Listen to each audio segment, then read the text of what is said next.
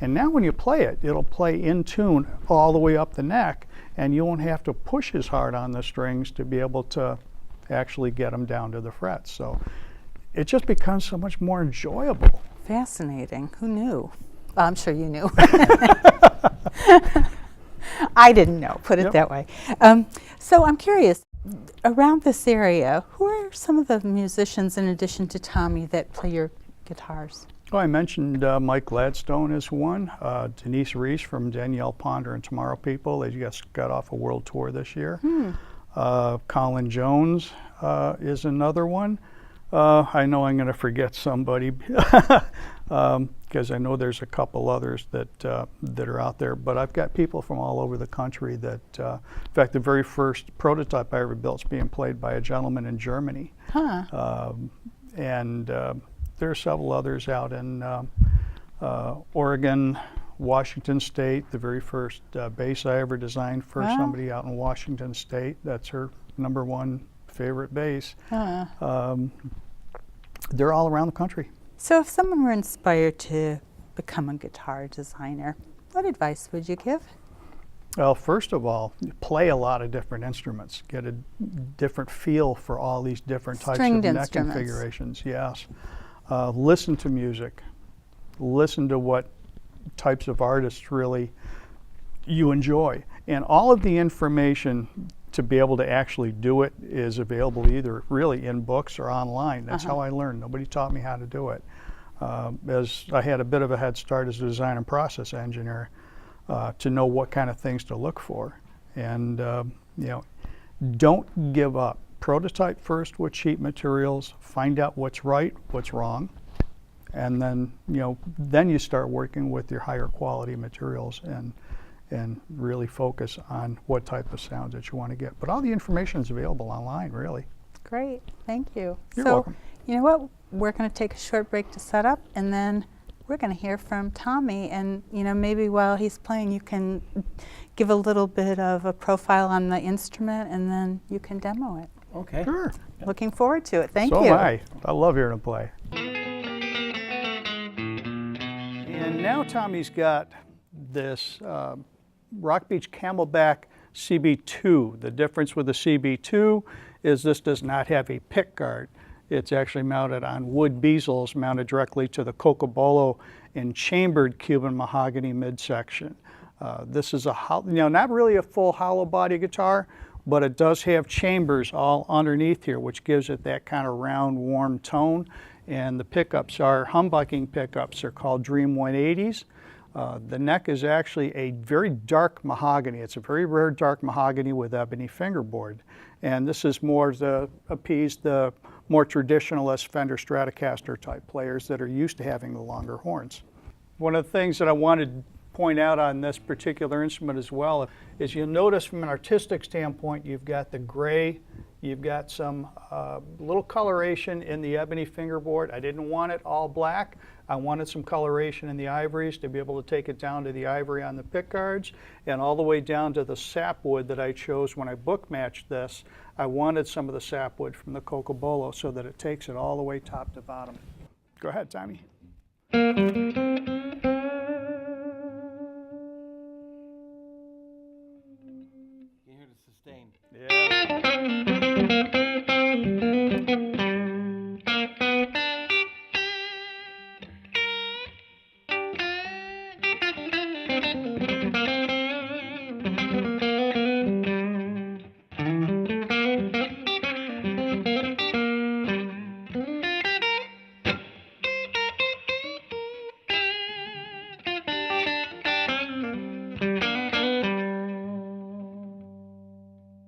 That's on the neck pickup.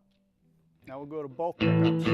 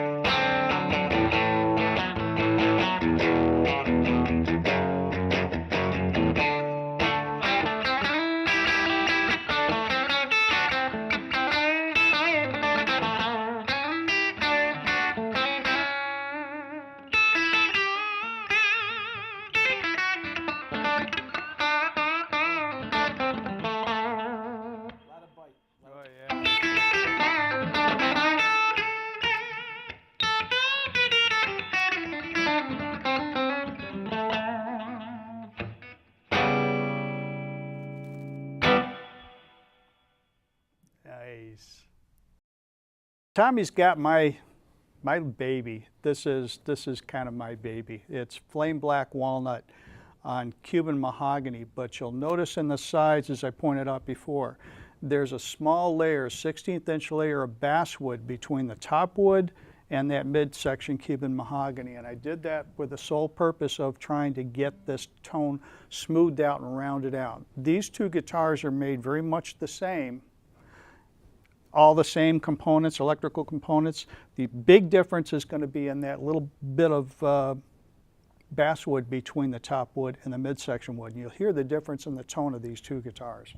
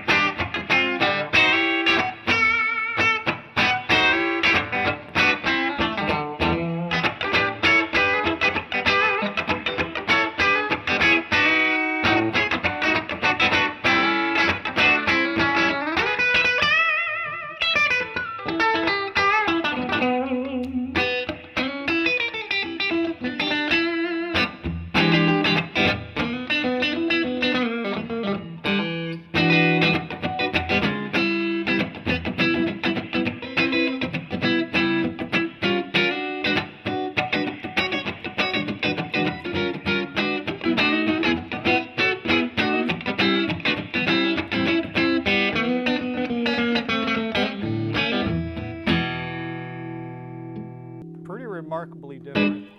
Yeah, not a snap. Yep.